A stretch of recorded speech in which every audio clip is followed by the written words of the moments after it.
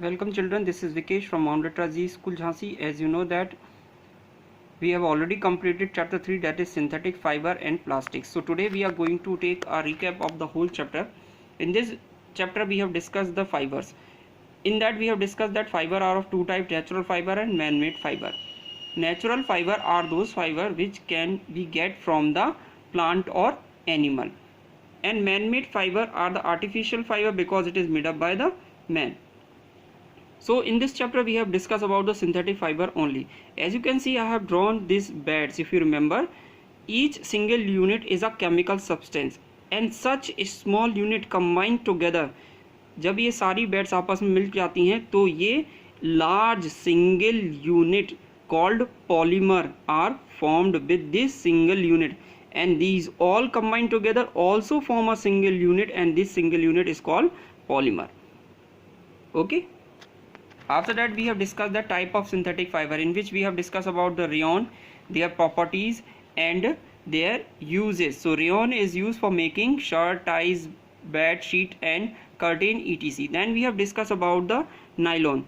The nylon is also artificial fiber and their uses is for making saris, socks, stockings, tent, umbrella and parachute. The next one we have discussed polyester, and polyester is also used for making a lightweight sails. Polyester film are used for making magnetic recording tape in audio cassette, video cassette and floppy disk. And at last we have discussed about the acrylic. If you remember, the uses of acrylic are making sweaters, socks, shawl, carpets and blanket. Then we have discussed the advantage of synthetic fiber.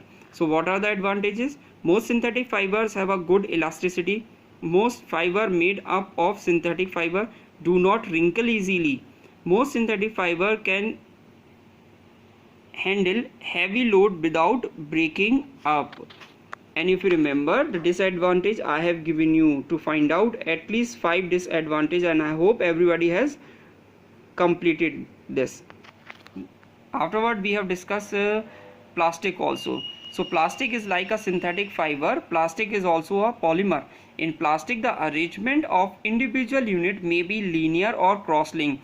So these all are, if you see, this is a linear means straight. So each unit of polymer join together and form a linear arrangement, and in the cross arrangement each polymer can attach to each one in a cross. That's why it is called a cross-linked arrangement.